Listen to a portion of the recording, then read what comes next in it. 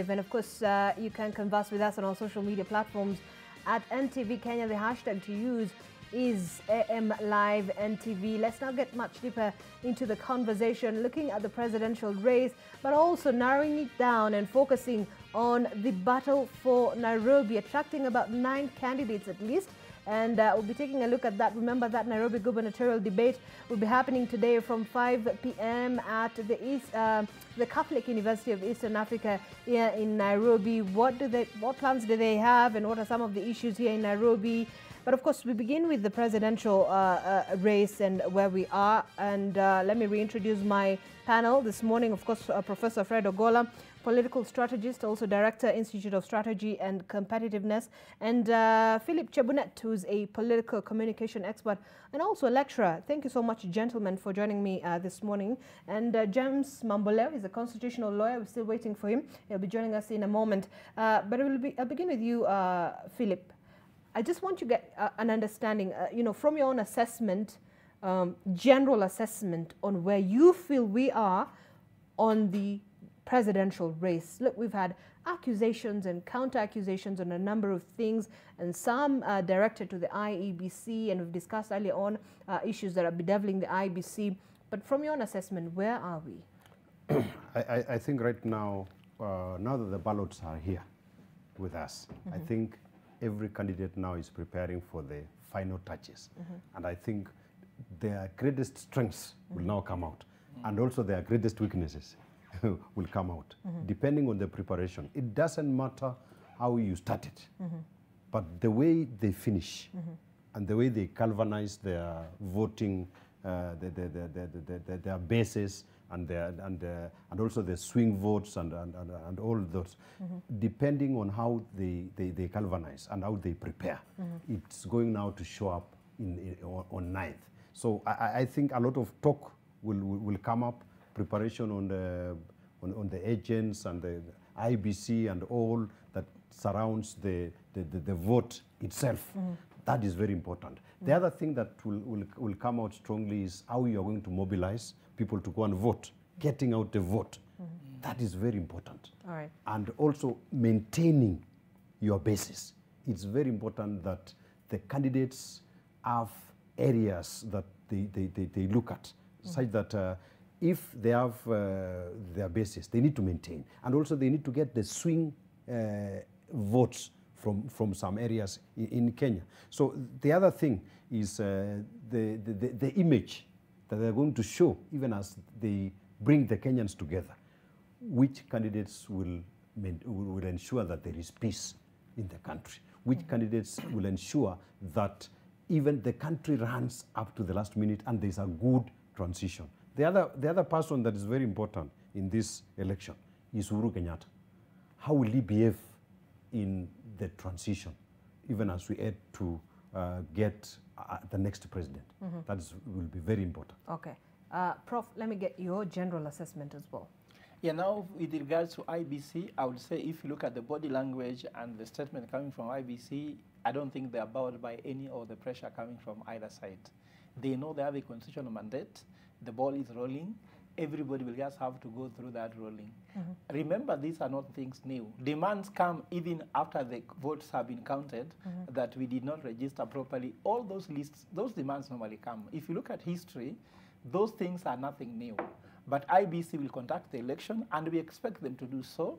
And I'm sure every Kenyan wants the election to take place on 8th of August. Even those running and complaining, they still want the election to take place. I also agree with the issue that the institutional, for example, the police are very important here, the provincial administration, security, to ensure that security is in the country. Those are very important things. And now the candidates, we always have to say that their work is to contest the election, not to monitor or refer the election. So they should better spend the 29, 28 days remaining on how to get elected rather than on supervising IBC. And I'm sure that you even saw when President Raila Odinga came out and said about the ballot, he again said, no, I am here to win, so I cannot be able to be saying I boycott the election. So elections are taking place. So let's just prepare a country, Kenyans, take your vote, know where your ID is, know where your vote is, know whom you want to vote for, and go and vote. Now, on the issue of how everyone is performing, I can agree, for example, even the nation has said that the more President Uhuru Kenyatta does not help Raila go to the mountain, the better for him. He has Martha Karua, and Martha Karua is doing very well for him. Why do you need Uhuru Kenyatta? Because Uhuru Kenyatta, people see him should be more neutral. Like you said, my brother Phil said, he will be more neutral. But of course, at the same time, he sometimes says certain things. Sometimes it gets over him. Like he said last time, he had been quiet for a while. Then he came and said, excuse me, this guy has not been working with me. So if you look at Raila's ways to win and Ruto's way to win, everybody seems to say, I have my traditional basis. Like Raila says, Western is mine, Coast is mine, Nyanza is mine.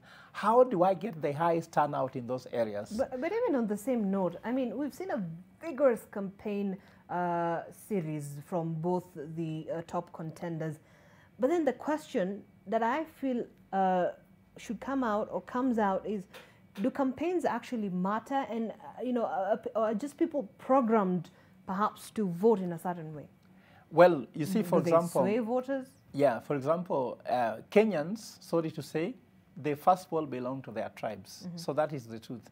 Whether you're educated, I've had professors, lawyers, with all the level of education. So we still do vote. We still do vote. We will vote according to tribal line, and that's why bringing the coalition is the way to win. Remember, without a coalition, you cannot win election.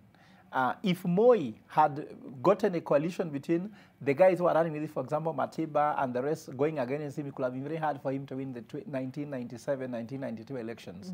So coalition is the way to go. And that's the way to bring the tribal numbers in place. That's what Raila says. I have Ukambani with me, I have Lower Eastern with me, I have this one with me because of the numbers. So that is true. But these campaigns happen because of what? There are what is called hygiene issues. If you don't go to Kericho, they'll say, we wanted to vote for him, but he didn't come. So some of them are to just tick the boxes by saying, I came. I came to ask. Okay. Like, for example, there's a girl whom you admire, but she said, we have never asked. So you have to ask. Okay. So campaigns are mostly for asking. All right. Kenyans are not stupid. They know what they want. All right. They know whom they can trust. Okay. Philip. Yeah, I think all candidates will need to go around the country. This election will be won and will be determined by the numbers. It doesn't. So if you hang around Nairobi here thinking the votes are in Nairobi, you will be shocked. Kenyans have to go everywhere. They say kwa ground vitu ni different. In fact, William Ruto will go to Siaya and he will go to Kisumu and all the other places.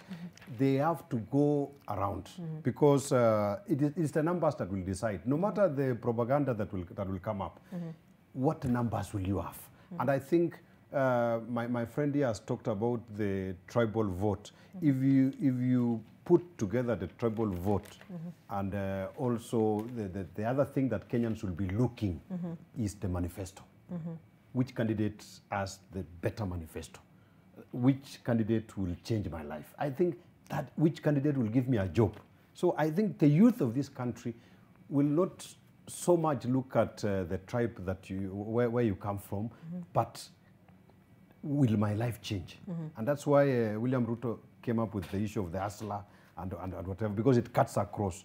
I think the conversation in Kenya has changed, is slowly changing, although it may take time from the tribal. It may really take a lot of years. I'm not sure about that because Ruto's hustlers are his hustlers. Yeah, but Raila's hustlers are his hustlers. But you see, the Ruto was trying to change the conversation from the tribal view to the economic level, where Kenyans are going to contest in terms of the money that goes into your pocket. So I think we need to change the conversation in Kenya. And that's why people like Wajakoya and the others should have helped us to bring a balance. Because when you say you are a professor, you come from the university, you cut across. So I think even for us as academicians, we have always told our lecturers and everybody who is in the university that it's time we play a role. You remember in our homes, we used to have some writing that Jesus is the silent listener. He's just quiet, he's watching you when you're eating, sleeping. I think the time has come for people to take a stand. And that's why for us, we must go and vote it's time you come out. This issue of playing neutral, I think that has spoiled this country. People have to make a decision and say, this is the candidate that I want. This is the candidate that will improve Now, my life. let me just take you to the issue of, let me take you the issue of manifesto. We've analyzed and found that these are 98% plagiarism. If you put them into any plagiarism test. Can you prove that this was plagiarized? Yes, because in a university. But Prof, writing a manifesto would, I believe, would take quite a long time Zainab, to let me tell put you, together. Professor knows here, Philip, you know very well. When a student turns in a thesis in a university, we have to check how original this thesis is. We take his thesis and put in a software called Turnitin. Turnitin has got a software to do all Google Analytics. I took the manifesto for Kenya Kwanza and put it into a Turnitin. 98% similar to what already exists outside there. You understand? In the university, we accept 25% similarity test. This was 98%. So let's forget about the manifesto. By saying manifesto will bring differences, is the same. Let's just talk about the arm of healthcare, isn't it? Baba Care, compare them. It was actually done clearly by saying everything Raila proposed before, Ruto has proposed. Manufacturing, it is there. Putting money more in healthcare workers, it is there. But you can agree that both of the manifestos are sort of trying to address the challenges that Kenyans are facing, so that probably perhaps that's where they converge. So Zainab, that's my point now, that now, by Philip telling us that Kenyans will choose the president based on manifesto, I'm telling them they are 98% similar. So then the question comes into who has history? And let me bring this point clearly, Zainab. If you look at the final analysis, Kenya Kwanza, Raila Odinga says that we have gone through what's called freedom liberation. That's the first liberation. The second liberation is political liberation. The third liberation is economic liberation. Then Raila is promoting what's called social transformation. The backline is saying that the former president have done what they have done.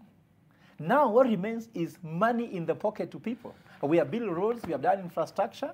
Now we are going through social transformation where about 6,000 shillings in your pocket, Baba Care, this, that, this, isn't it? But now, on the other side of Kenya Kwanza, they say, okay, we are promising what is called a disruption, saying that we are going through bottoms up. Bottoms up meaning that we have been doing top down, now we are going to a different economic model of bottoms up. That means for me, a political state capture dimension, a political disruption, social disruption, and economic disruption. They are going for a new economic model, new political dispensation, and new social transformation.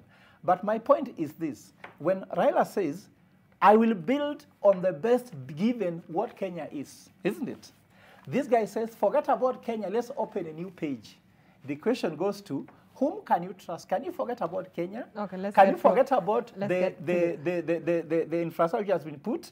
The process is there, Zainab. If you have decided that you are building a house this year, I'm sure that this year you don't have money for parties. So we have already built infrastructure. It is now time to move on. So manifesto for Azimio says, we have seen the worst of this time, building infrastructure, economic transformation. Let's have the best by putting money in your pocket. On the other side, we are changing the entire economic architecture of the country. So whom can you trust is the issue. Now, Zainab, if you have a wallet and you have a granary, would you give it to Rigathi and Ruto Gachagua ticket to hold for you your wallet and your granary? Or will you give your wallet or granary to Martha Baba ticket? That's the main question here, not about manifesto anymore. All right, Philip. Yeah, thank you very much. I think if Kenyans would like to know the history of this country and how Kenya transitioned since independence, I think Raila Odinga can tell us about the history and liberations and whatever and revolutions. But when it comes to real figures, I think William Ruto, if you check his manifesto, it has figures. The Raila manifesto and the Azimio, they're just talking about 6,000 here. But they cannot tell you where that money will come from. But for Kenya Kwanza and William Ruto, I think they have given the figures. If you check in their manifesto, really you'll find the figures. But the other thing that we need to say is that Raila Odinga seems to have attracted the old guards Like, for example, where I come from, picking the old cards in Rift Valley and the whole of Kenya. So that's why I said he's good for history, and we thank him for that, for what he has done for Kenya, the freedom and whatever. But right now, the greatest thing in Kenya is the economy. And number two is the economy. That is what Kenyans say. And you don't feel like that perhaps the agenda that Raila Odinga promises and puts across would be able to solve the economic issue that Kenyans are facing? If you check right now, sign up, the energy that is required right now in order to change Kenya, do you think Raila Odinga can manage? Really, there is a lot of work to be done, such that he is already a spent force, such that he needs... What do you mean by spent force? It needs a dynamic person who has such a manifesto like the one that we have seen in Kenya Kwanza, someone who has the energy and a team that's where I disagree, because we have agreed who are going here to change this country. Philip, we have already agreed. I think we have already agreed that the manifesto here are similar. The issue is, whom can you trust with this manifesto now? Because if things are similar, let's say I'm wearing boots of the same Adidas. You're wearing boots of Adidas. We are going to the field. Will it be Ronaldo's boots or Messi's boots? That's the difference here. So who is going to be the Messi of Kenya, Ronaldo of Kenya? And to bring this thing clearly, the question here, if you ask about who can implement this manifesto, I can ask you, who is the team Kenya Kwanza? Look at the team sheet of Kenya Kwanza and see who is there. Look at the team sheet for Azimio and see who is there. Whom are you with? If you look at Rigathi and Ruto, look at their history. Because the past is a good predictor of the future. Where were they during the political liberation? Where were they? They were with where we were trying to liberate ourselves from, isn't it? What is it that they can bring which is new? If they were Moi, and Moi era was an era that we need to forget about a little bit. I'm sorry, there are some good things there. For example, education was there. We drank Nyayo milk, but that was that time. Now, they were during the Nyayo era of lack of political freedom. Now they are coming back by saying they're the people who can transform this country. Where was Raila? Raila and Martha were in the trenches fighting for reforms. Now, how can somebody who was so stuck in the past with the Moi era, Rigathi was Moi's special deal, Ruto was in the Youth for Kanu 92, you tell me what new thing they have learned. Just tell me what have they smoked between that time and now. I know Philip wants to respond to that. Yeah, I think Zainab, every one of us has a history. But in Kenya now, as I have continued to say, Kenyans are looking at the current problems facing Kenya. You know, the problem with these Azimio people is that what they do is that they want to give you a history, they are bringing in trust issues. This is not an academic discourse. What is happening in Kenya now, the youth of this country, if you tell them about Vasco da Gama and you tell them about the history, Kenyans would like to know, will I have a job? What will I eat tomorrow? Yeah? Where will I live, for example? And that's why the manifesto of Kenya Kwanza brings in the issue of even health. Yeah? But you also have Babake on the other hand. Yeah, but you see, I request that Philip needs to read the manifesto for Azimio like I've read the one of Kenya Kwanza. But you see, when you come, Azimio and Raila, they are good in heavy terms, revolutions, Babake, and whichever, that cannot be converted. You cannot really convert Philip, I think you need to read the manifesto into tangible results. Right. And in fact, he's saying the manifestos are similar. But in terms of details and action plan, I think so you feel that's where that's what is missing? Yes. That's what is missing. That's what sets apart the manifestos. Yes, exactly. And you believe the Kenya Kwanza manifesto has a higher... It has timelines, it has action plans, it is quantifiable, and it's one of the best. Zainab, we even have 100 days in the manifesto of Azimio. That's the fact. So I think that my brother, as scholars also, let's not be too entrenched. Right. I believe we need to be honest, because there's a 100 days plan there. Numbers are there. Like you see the number 114 billion shillings for the social protection. We have the issue of the youth is there. The women is there. So all these issues are addressed clearly. I think what Kenya Kwanza needs to do is to read the manifesto for Azimio, like I've read the one for Kenya Kwanza, and do a proper comparison to see what is the difference. There's details there with, for example, the issue of corruption. Martha Karua is going to be deputy president, not just deputy president, but with portfolio of justice and constitutional affairs. She's known for fighting corruption. That's clear how they're going to do it. In this other side of Kenya Kwanza, I don't see the implementation framework for them. Here, there's a clear implementation framework with 100 days, what I'm going to do, for example, the issue of debt, restructuring that is there. The issue of coming up with your tax holidays. They are there in 100 days, what will be done is there in the manifesto. So if he says we don't have a framework with the timelines, I'm sure he's just not reading it. I've read your manifesto, Philip, clearly, and I can see they're similar. Okay. Let us trust the team that will execute it. They don't want trust. How can you vote for someone you don't trust? They're saying trust should not be removed, should be removed from the conversation. Even anything you want to do, trust is most important. Okay. Do you know what's happening? If I give you a contract and you don't trust me, it is as bad as not having any contract if you don't trust me. So trust is important in this discussion. Whom can you trust between William Ruto, Rigathi ticket, Martha Karua, Baba ticket? That's a very important discussion for Kenyans to face it. Let us not ignore it by saying we are good in terms. Those are things that are very important in this discussion. All right. Yes, Philip. I think if we lower the discourse to trust issues, I think we are losing the script. Because at the end of the day, you cannot quantify trust. There are a lot of, there's a lot of mistrust, even in this side of Azimio.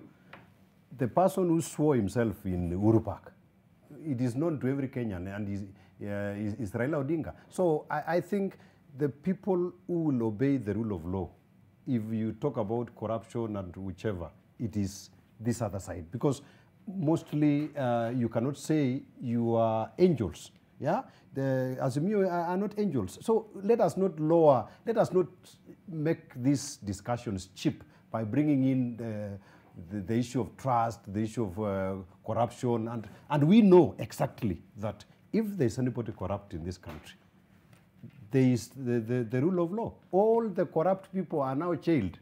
The ones that are walking around, what are the police doing? They should be arresting them. So let us not cheapen and mention items that the law is there to take its course. Okay. Yeah. Zainab, you are called to take, Prof, but if all people who have been stolen in this country are in jail, like Philip says, if that's a fact, because we have to do it for fact check here, are all but we people have seen, that jail? both manifestos have an agenda on how they would be able to tackle the graft. Yes. So but whom can you trust with it? That's the question. So you are saying trust. You have, let's say, the best thing to look here, if Al-Shabaab is the driver of a car going to heaven, for sure you know where it's going, isn't it? I think that's going so too far. So the question here is, whom can you trust to be the driver of this country? And this discussion is not just about Azimio. It is a discussion not just presidential. It should go down to your MCA. Whom can you trust? Manifestos are similar. Anyone can download a manifesto and put their name on it. In fact, Zainab, the candidate that Azimio is bringing forward has failed 4 times. In fact, when they say Baba the 5th, I think they're talking about failing for the 5th time. So I think he has had manifesto since 1997. But Ruto, this is the first time. So I think let's keep. Philip, listen. Let me tell you. Let me tell you. In fact, I was here in the studio, and Zainab, I told you why I think Kenyans need to think about the issue of Baba's age, which is experience. After you have your first manifesto, like Philip, when you presented your thesis for the first time to your supervisor, it was half cooked. Then you are told, go back to the drawing board. That's how we got our PhDs. We never presented the first master thesis and was above board. So Baba has come 4 times. Kibaki went how many times? And that's when Kibaki became president. He had tried severally. He had a deep reflection about this economy, and he knew what to fix and what not to fix.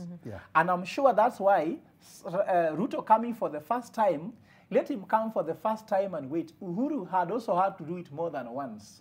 So this is a good trial. He is going to revise the mistakes he's making. And Zaimara can say, do you know why you look at the experience of Azimio and you can say you can trust on it? The goofs and the gaffes coming from Kenya Kwanza, Mara slapped the president, I wanted to slap him. That shows someone who is not yet mature enough to handle the last minute. He just mentioned that the last few days can break or make an election. And if you look at the gaps and the groups coming from the Kenya Kwanza, she'll be able to tell us that there is somebody lacking experience. Raila has done his. For example, before he could mention a statement that could take the way a vote. He learned from there. And if you look at the Raila now, he's not the Raila you know. He's somebody who has deeply reflected on what has made him not win. And also people say, actually he did win some of those elections. He was not just sworn in. So winning here for us will be swearing in Raila Amolo Odinga. That will be the winning. Yeah, I think you would see sign up that even closer to this election, the way Raila behaves closer to every election, you will hear IBC needs to be removed. There is rigging. I don't know, Wetangula's cousin has brought ballot papers from Uganda. Wouldn't that be perhaps proper for a candidate who hopes to be, he's a political candidate, he's a presidential candidate, perhaps isn't it within his right to make sure that... It is with his right. It is in his right to do that. But you see, for all the 4 elections, he has always behaved that way. So Kenyans would know that this person is going to lose. So I think the script for Raila Odinga is very clear. What we know, he may even boycott this election. The way he said, there will be no election without the manual register. I am seeing Raila Odinga running away. The way he has started behaving and the way his lieutenants have started behaving, he may not be in this Philip election. is on record. Raila clarified that's that. That's what I fear. Philip is on record. Let's go for fact checked. It's on record. Raila said actually. I think let's. Okay, Philip wants to let him just finish. I think the other thing that we will see happening is Uhuru Kenyatta running away. He had said that he's going to assist Raila Odinga, and I think right now Raila Odinga has seen that the deep state that they were depending on has disappeared. So I think right now they have discovered that they need to work hard for them to win this election. They have discovered that Uhuru Kenyatta has chickened out, he has run away, and now they have to fight for themselves. And that's why the fever is catching up with them, because they have discovered the only way you win this election is numbers. So I think that's why they are beginning to start a lot of propaganda and a lot of things that they not so thank you, Philip. Yes. I think, first of all, I like facts. In God we trust, the rest bring data. So Philip, as a scholar, is on record Raila saying that it is his election to win. So he is not going to boycott it. And I can tell you from all evidence I know that Raila is going to be in the ballot and he's going to win the election given what he's trying to say. You understand? But winning is not a fact. The fact is that he's going to contest, he's in the ballot. So there's nothing like going back. Secondly, on the issue of Uhuru, the president supporting Raila, I think that Raila does not need Uhuru's support to become president. The president said he has only 1 vote. And in fact, we discovered that immediately Raila named his running mate for Mount Kenya, Uhuru has left Raila to campaign and he's doing his campaign. Uhuru should focus on the transition, like you said, I agree with you, to ensure that there are 2 people running. That's Uhuru, that is Raila Odinga and Ruto. Because for him, he's going to do the transition, he needs to look a little neutral to focus on the transition, to finish his legacy. That's why even you saw the Madaraka speech will tell you what Uhuru is all about. There was no politics in it. It was about my economic legacy, my strategy, and end of story. Raila did not speak, Ruto did not speak, because he knew that these people are fighting for his position, and there's no need of allowing them to use his ceremony to fight for his position. And I can tell you, Raila do not need Uhuru's support to win the election. Raila do not need the deep state. In fact, this deep state thing is mistaken. Look, Philip, I'm going to allow you to respond to that. And also when we come back, we'll quickly take a look at that issue concerning the ballot paper deal and the controversy around it. And also now the battle for Nairobi. So when we come back, we'll get back to you, but we really have to take a break on AM Live NTV. Remember, that's the hashtag. We'll be sampling some of your views during the course of this broadcast. Stay with us. We'll be back in a short while.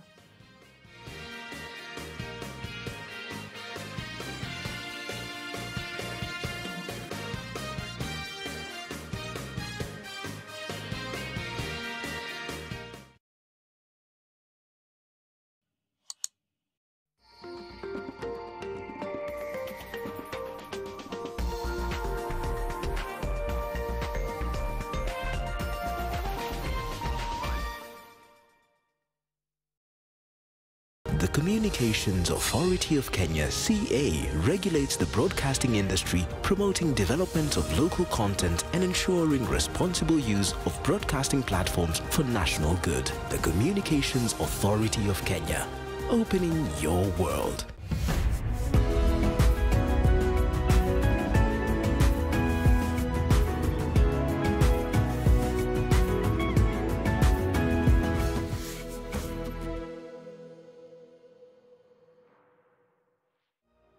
News siku hizi kwa station kama zote. News ikiisha, naweza watch Husbands of Kayole. Daddy, naweza watch TV. Baadaye, unataka kuwatch nini? Lazima nihakikishe haangali vipindi chafu ama vinavyoendeleza vita na chuki. The Communications Authority of Kenya, CA, regulates the broadcasting industry, promoting development of local content and ensuring responsible use of broadcasting platforms for national good, to give you and your family choice with a variety of content to enjoy. The Communications Authority of Kenya, opening your world. We shall legalize weed. Professor George Luchiri Wajakoya of the Roots Party. Semeni Babakea. Babakea. Raila Amolo Odinga of the Azimio la Umoja One Kenya Party. Unajua mimi sina pesa ya serikali ama ya kashfa. David Mwaure Wahiga of the Agano Party. And Tunasema kazi ni nini? William Samoei Ruto of the Kenya Kwanza Alliance. Presidential Debate 2022. Do not adjust your sets. I'm sure they were professional thieves, right? That's the way all these gangs operate. Yes, and in fact, we now identify the people responsible for the theft. That's great, because we have to lock them away and let those thieves rot in jail. Those scumbags. Make sure no one bribes their way out, okay? Don't you dare accept a single... And the thief is Lorenza Moscona Elorza.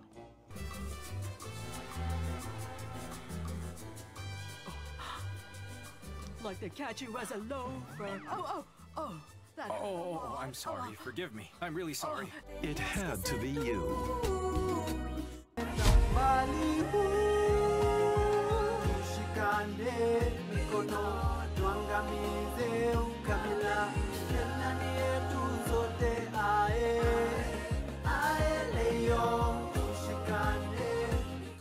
To get Ukabila by Golden K, dial star 812 star 806 hash. Skiza, non-nation.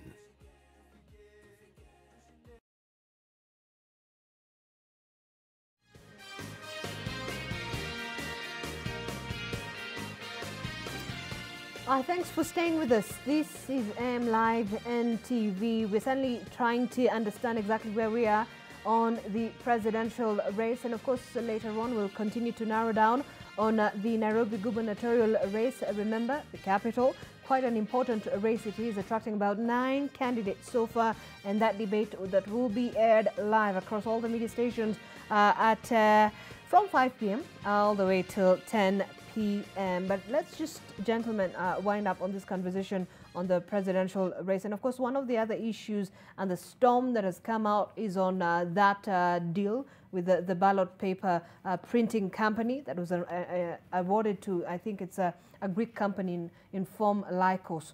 Well, you know, Azimio alleges that, you know, there's some sort of collusion between Moses Wetangula, of course, who's on the Kenya Kwanza team, and who had a series of meetings with some of the administrators and management from this particular company.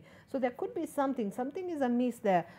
Philip, have you followed up on this particular, you know, development, and what is your assessment? I think these are just weird allegations from ODM and Raila Odinga. I think that is the script that I said sign up at the beginning here, that closer to every election, Raila Odinga will say there are ballots in France, there are ballots in Uganda, there are ballots. He is used to throwing tantrums in every election, especially when he sees that he's going to lose that election. So when you say that a relative of Wetangula is bringing ballots from Uganda. Really, I think IBC, for Kenya Kwanza, I think they trust IBC. And I think William Ruto said clearly, even yesterday in Turkana, that IBC should do their work. Okay. We even don't know where the ballots are. Let me bring in printed. this. Let me bring in this as well. It's been a huge debate and controversy as well.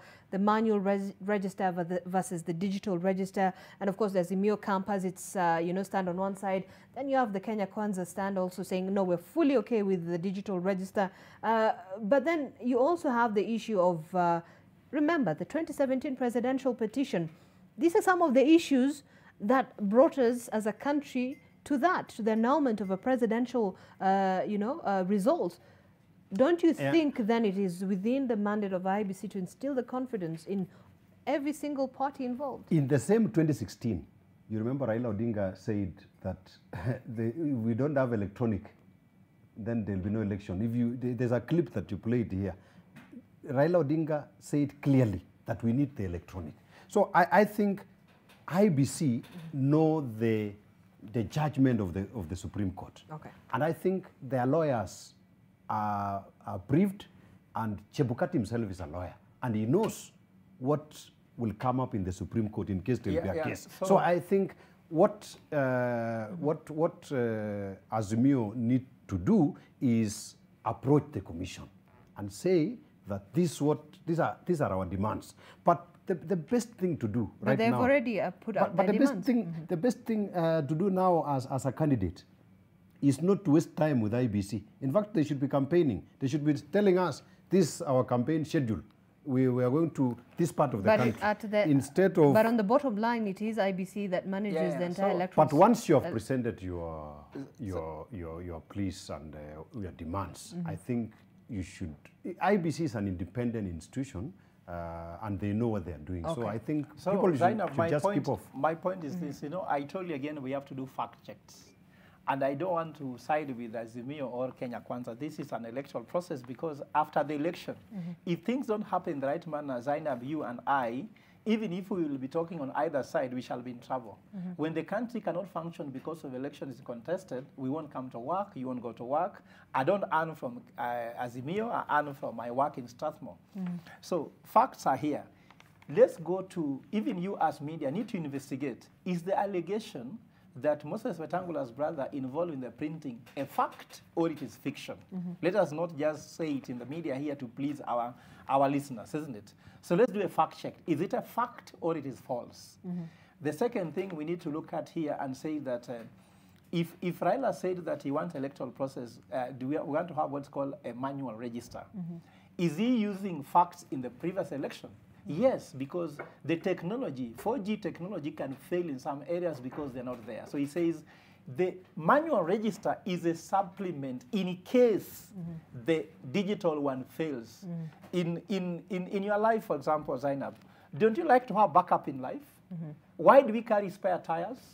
Let us just look at facts and say that Azimio is being proactive before the elections go further than being reactive on the day when we have an election results which cannot be fulfilled because people did not vote because there was no manual register. Okay. And I think these are proactive claims. Let's look and say, is their claim to bring manual, is it practical now or not? Okay. So let IBC respond on the practicality of it, and this can be able to help us make a candid discussion rather than just going to say, hey, Azimio, Kenya Kwanza, 2016. No, we are in 2022. You told me we should leave history. Then again, you go back to history. Okay, look. Let's focus on facts. Let's put fiction aside. All right, Prof, let me just quote the Section 44 of the Elections Act on the complementary mechanism for identification of voters. It says, notwithstanding the provisions of Section 39 and Section 44, the Commission should put in place a complementary mechanism for identification of voters and transmission of election results that is simple, accurate, verifiable, secure, accountable, and transparent to ensure the Commission complies with the provisions of Article 38 of the Constitution. But in this act, it doesn't really give a clear way or a clear identification that it should be a manual voters register. That's why IBC said we have the alphanumeric system of identifying voters.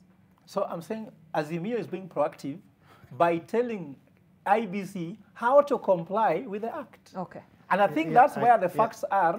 And the Kenya Kwanza people, they believe that the elections were rigged through some IT gurus like the Chirichis and the rest. I saw that thing in the papers. By looking at who is in the IT for Kenya Kwanza and Azimio. So what I'm trying to say here is Raila is trying to help IBC comply. Okay. Let IBC respond to Raila in a written format by answering his concerns. I think that's how we should go about it. All right, Prof. Before Philip, let me just introduce, of course, James Mamboleo, constitutional lawyer. Yes. Thank you. Thank you very much. Late. I'm sorry I'm late, but that's the subject I really came here to discuss. All right. Especially this Section 44 of the Elections Act. Okay, I'll get to you in just a moment. You. Let Philip just respond to that issue, then I'll get back to you, All James. Right. The term rigging, right. Zainab, has been mentioned more than 100 times by Raila Odinga for the last 3 days. But for us, we are just focused on our campaign, on our manifesto, and we have, in fact, today, I think the schedule is out very clearly. So I think Raila Odinga should really choose between working with IBC or campaigning. So I think they need to leave the referee alone. And Zainab, I just want to point out here what he said. There's something here. He said that Raila should focus on mobilizing vote, but not how IBC complies. There is a rule in this world that you can vote, but the person who determines the one who counts the vote. So you cannot ignore the person who counts the vote. Okay. Even if we first focus on who is marking exam, it's very important to also focus on the person counting. Let's look at the election ecosystem where every player must be checked so that we can have a very, let's say, a very comprehensive and let's say a legitimate election, rather than just saying you do your part, the other person may not do their part. They must be told. All right. James, you're a constitutional lawyer. This has been a huge debate, the manual register versus the digital register, and we've seen what the Elections Act says. I mean, where do we go from here? Zainab, the IEBC, the elections management system of this country, is created by the Constitution. Read between Articles 81 and 88 of the Constitution. The Constitution creates it and then lays down its functions in a step-by-step process. But all in all, the Constitution provides that every Kenyan who is registered as a voter is entitled to vote as provided for under Article 38 of the Constitution. And then the Constitution proceeds to say that if they vote, that vote must be done in such a way that is accountable, transparent, and so on and so forth. Now, under the Constitution, this country has created other laws, including the Elections Act, the IEBC Act, the Political Parties Act, and so on and so forth, to ensure the sanctity of that vote. So what happens is simple. The Elections Management Body does not conduct elections on whim. It conducts elections on the basis of the law. And Section 44 of the Elections Act says that we must deploy technology in elections. But Section 44A, which was introduced in 2017, by the way, says that we must have a complementary system to ensure a fail-safe for that technology that is provided for under Section 44. So this matter has not been left to IEBC to decide on. In fact, it was taken to court. And the High Court told the IEBC that what this means is that the only complementary system that you can have outside of technology is a manual system, that you must have a register in the polling stations as a complementary system to the digital system that we have electronically. So it is not for IEBC now to determine any longer. They have not appealed that decision. That decision of the High Court is still there. And this is the system that we used in 2017. And there is absolutely no reason why IEBC has to depart from it. Now, there is a process that is in place that was used in the last election that you must use for you to arrive at that complementary system.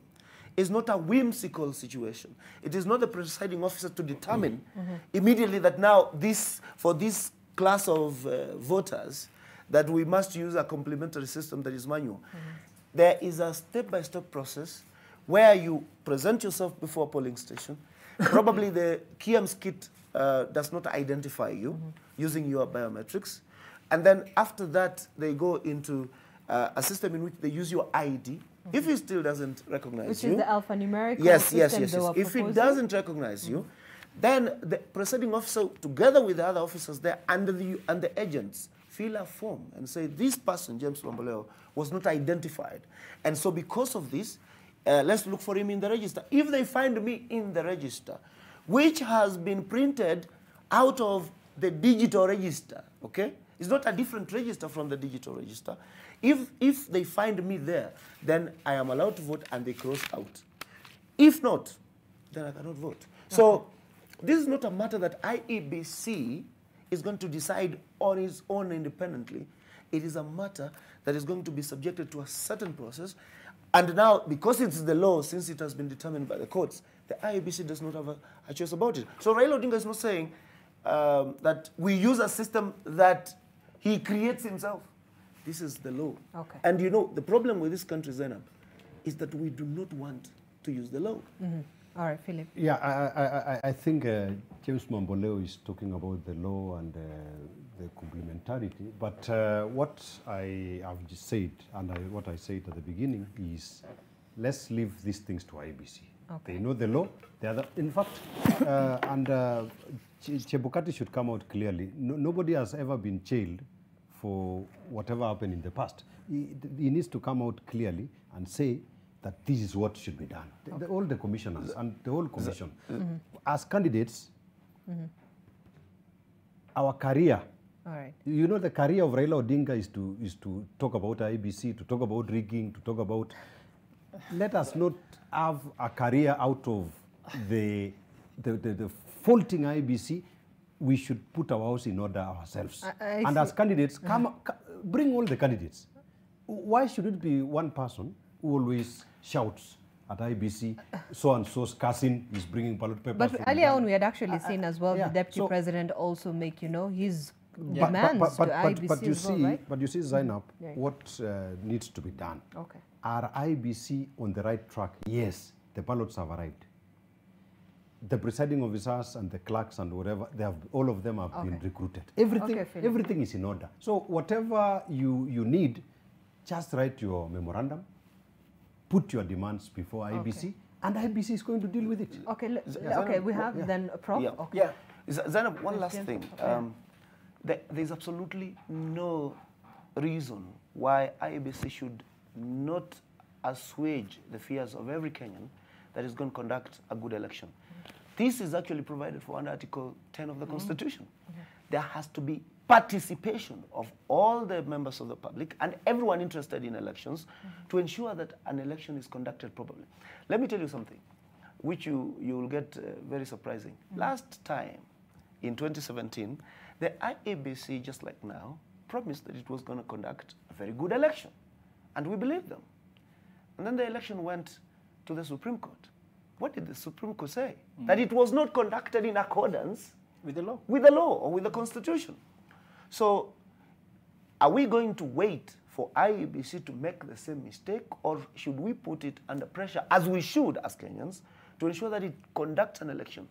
A fresh presidential... Do you feel IEBC has managed to address most of the issues that were raised in the petition? Actually, the IEBC has been extremely good at dealing with some of the questions that we have dealt with in the past. However, remember that, for instance, in the last election, the IEBC was faulted only on one issue, which was transmission.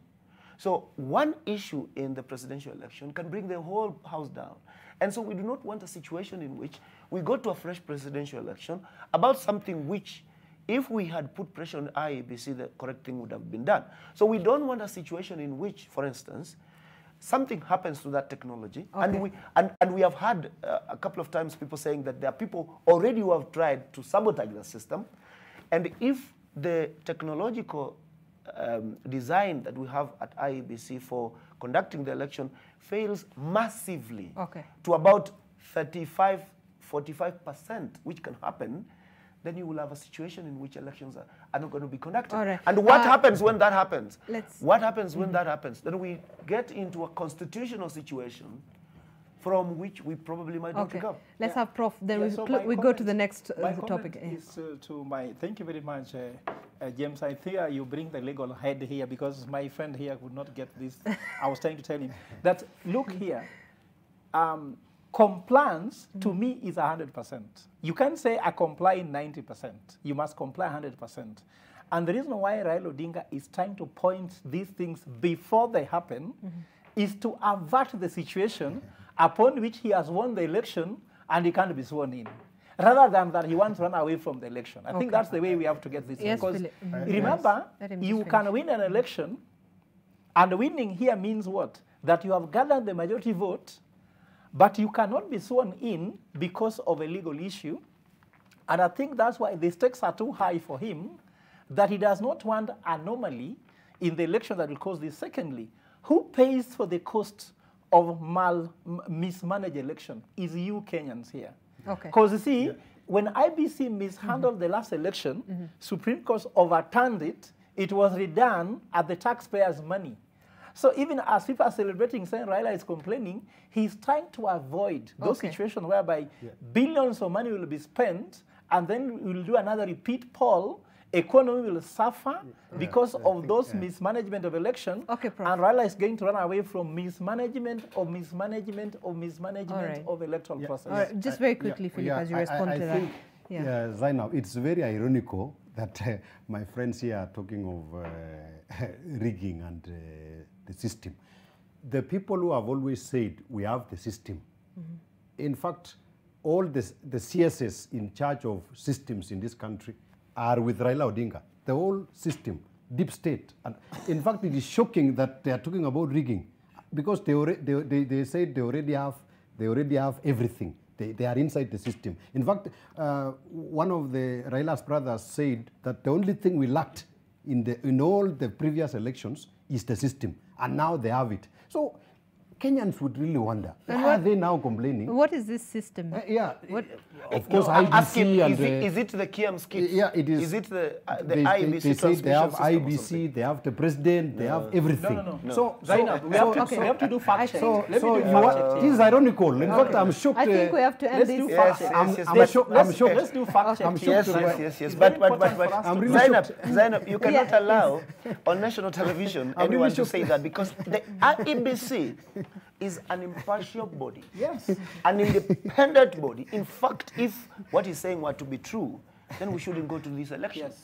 Because the IEBC is an independent commission that conducts election, and nobody, including Raila Odinga, Uhuru Kenyatta, or William Ruto, even Wajakoya, should have any access to that system. But that notwithstanding, even the most serious systems in the world have been hacked into and sabotaged. What we are saying is this, that every system, it's good to be safe than sorry. Every system that is technological has a fail-safe.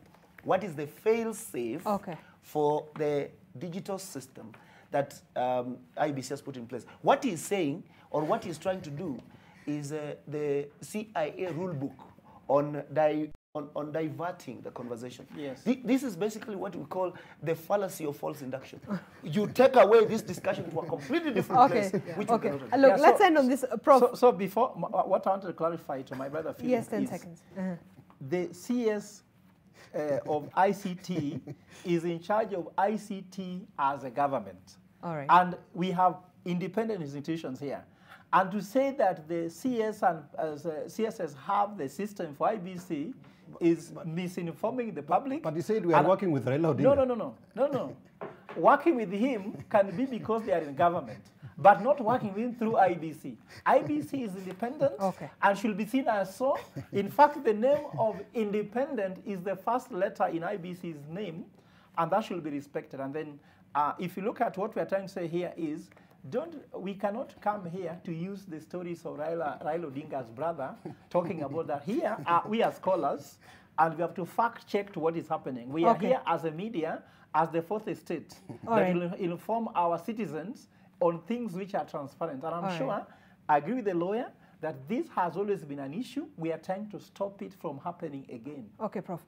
this is very important. We just have, even if we have a few minutes to discuss, it's the battle for Nairobi today. The Nairobi gubernatorial debate is happening, and of course you have about 9 candidates so far, but the top 2 contenders, you have Polycarp Igathe and of course Johnson Sakaja, who's actually been officially gazetted as governor candidate by the IEBC. But also this is despite the High Court ruling coming up on Tuesday that will determine his inclusion on the ballot papers. Mamboleo, so there's such a legal quagmire on this whole issue, Sakaja's issue, but literally just generally looking at how the battle for Nairobi is shaping up on the race, what are you looking at?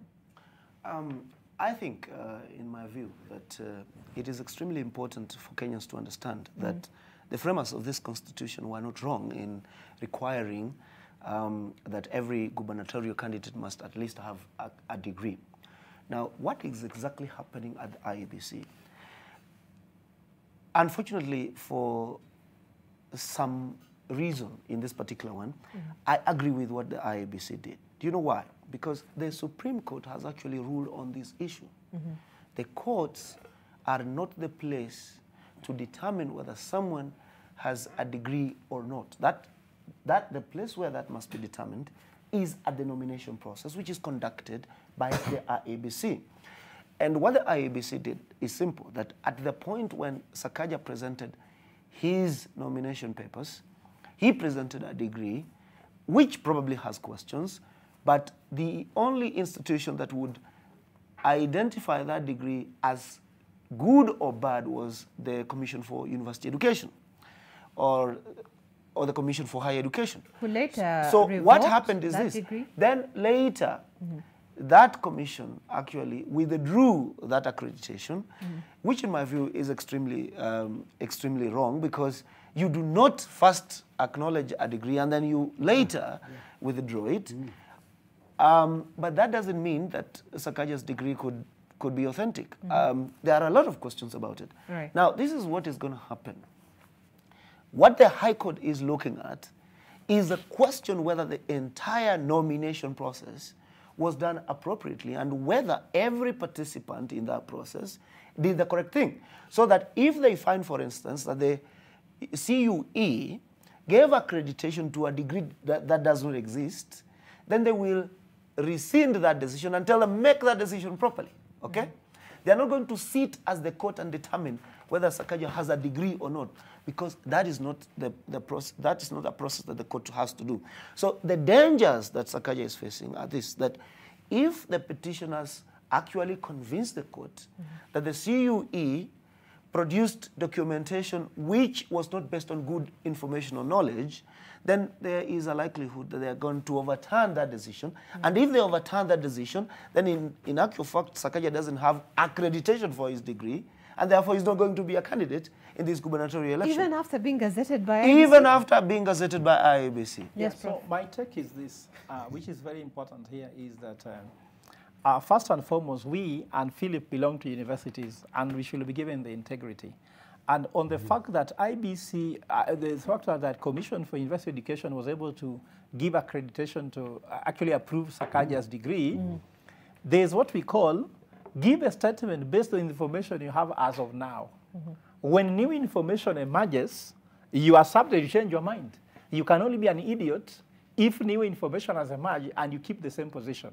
So I'm sure that Commission for University Education is still right and there's nothing to fault them about. The only thing is now they need to go and improve their processes, given this is a learning process. Everybody must learn and should be given a chance. Okay. And for the fact that I'm happy James has clarified that the court do not have the mandate to approve whether the degree was authentic or not, that should be the case because that's somebody's work to do. Teams University is very clear. They said that guy does not have a degree, so for me it's most likely the court have to overturn this. The Gazette notice, I didn't know whether it is final or not. I'm very happy he has clarified that. But what is most important is, like Philip said before, I'm sure he's going to say this right now, that you're preempting. That IBC should allow Sakaja to run, let Kenyans decide. Okay. But that's why the problem is, because for me, do Kenyans, Nairobians have what it takes to decide who should be their leader. Okay. A governor should make very serious decisions that for me, whether they have a degree or not, it matters. It does not matter. And the father, the constitution knew that this degree was very important, and that's why they put it there. Okay, yes. Yeah, I think when we talk about the Sakaja issue, it is a circus. I remember I had a press conference myself as a unionist in the university on how Q should go home. Professor Chacha, Ndarangwi, because they have approved Sakaja twice and disqualified him twice, if you followed. This is a body that has really embarrassed us as universities. In fact, it should be disbanded. I think Makoa should not really be friendly to those guys because they have really embarrassed us. How do you approve, disqualify, approve again, and then disqualify again? The other thing, I think the Azimio guys are worried about Kenya Kwanza because they targeted our strong governors. They targeted Malala.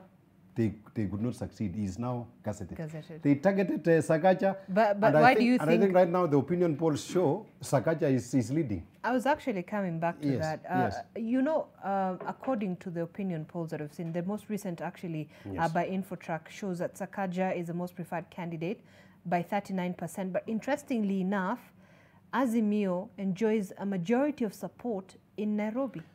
I think, Zainab, there is no race in Nairobi. Sakaja has won this thing. In fact, it is the deep state and the Azimio. But the variation is not different. It is quite low between Sakaja and Igabe. I think these guys have really helped Sakaja because they have really talked about him. All right. They have really promoted him. According to me, every day they're talking about Sakaja. Philip, just a minute. What I think here is the popularity or no popularity. Let us first of all face the facts. I think as Nairobians, we should remove the issue of Kenya Kwanza versus Azimio on Nairobi seat. Because last time when we elected Sonko, based on the same thing, you saw what happened. That actually later he had to be impeached. Sakaja being in the ballot for me is not a KPI. He's staying as a governor. Because with all these cases going on, he can be elected. Nairobi will go through another process of trying to remove a governor, election taking place again, waste of time, how life is. In the front page of the Business Daily, we are seeing that the water will go up by 40%. Will that be the priority of Nairobi or the priority of who has a degree or not? It is clear that we need to have election once and for all so that Nairobi can be sorted. Remember, this is the capital. We have guests visiting here from international communities coming here. All right. Last time, Uhuru Kenyatta had to take over Nairobi and put it under NMS to just ensure that the city functions.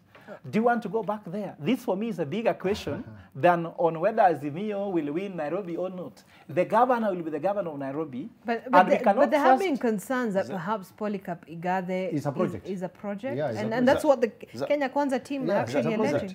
Zainab. Yes.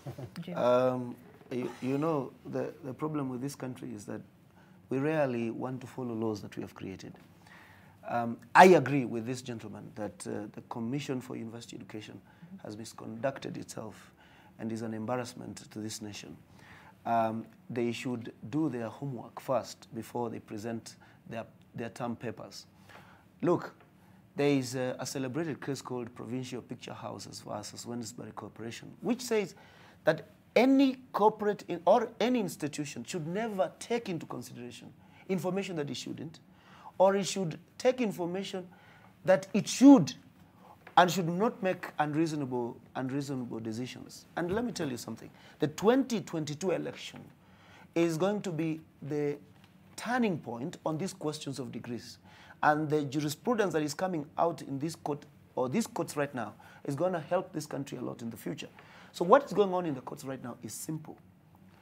Did all the institutions that were involved in the process of accrediting these degrees do their part? Okay. And if they didn't, then Sakaja is not a candidate. If they did, then Sakaja becomes a candidate. Now, that is the legal issue.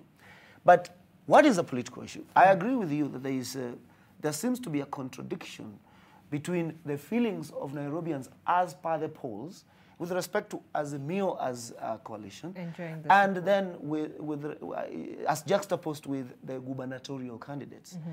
I think pretty much this must be, the reason must be that probably... Allow me to ask this, me to ask this, because right after the presidential contest, I think you can all agree with me that the Nairobi gubernatorial race is perhaps the country's second most competitive and costly political showdown. So what are the stakes here? Absolutely. And as at now, the polls have placed Sakaja above Igathe. Okay. And as I said, this seems to be a different situation as between the coalitions, okay? So that tells you, and Philip shouldn't run to take credit for this, because if it was Kenya Kwanza, then it would be... We're running out of time. I'll give you 10 seconds. Then it would be leading, Right. okay? What is happening is this. You know, an election contest is in an election context. If, for instance, Sakaja were to be pulled out of the contest by a court order because his degree papers are not correct, then for all intent and purpose, Igathe walks to City Hall on foot without any barrier. And, you know, I'm seeing that possibility happening. And if you are on this side, you would make sure, because that's political competition, you would make sure that you get him out. However, I'm telling you, I'm not sure Sakaja will eventually win, but if he comes on the ballot, I think he might give this gentleman a run for his money. Okay, I'll have Philip and Prof, and then we close. Just 10 seconds, please. I think Kenyans should be ready for the election. I think these shenanigans of rigging and whatever should not be there. People should be prepared. Candidates are getting the fever because of an election that is coming. All right. Get prepared, have your manifesto ready, and the numbers is going to decide this election. Thank you, Prof. My thing, I told you that looking across the board, the issues of presidential, gubernatorial, and all the rest, you can see manifestos looking very similar. Kenya Kwanza, Azimio. Let's go to what matters is whom do you trust with your vote? Whom can you trust with your wallet? Whom can you trust with your granary? Because the point is that if you get the person you can't trust, it does not matter how good their manifesto is. Kenyans, let's take this election seriously. Let's not go to the side shows. Let us not vote because of a project or other. Let's look at who can run for you, your county, who can run for your country, and who can run for your constituency among all other elective positions. All right, thank you so much, Prof. Fred Ogolla, political strategist, Director, Institute of Strategy and Competitiveness, Philip Chebunet, political communication expert, also lecturer, and James Mambole, a constitutional lawyer and also political analyst. Thank you so much, gentlemen, for making the time for us this morning. Of course, it will be an interesting day as we wait to see what the candidates are hoping to take over that seat at City Hall will be, what's on the table, what the agenda is for Nairobians, and we'll be interrogating those issues. Stay with us because we will be giving you a wall-to-wall coverage of that from about 4 p.m. Well, my name is Zainab Ismail. Thank you so much for joining us. See you tomorrow. Good morning and good day.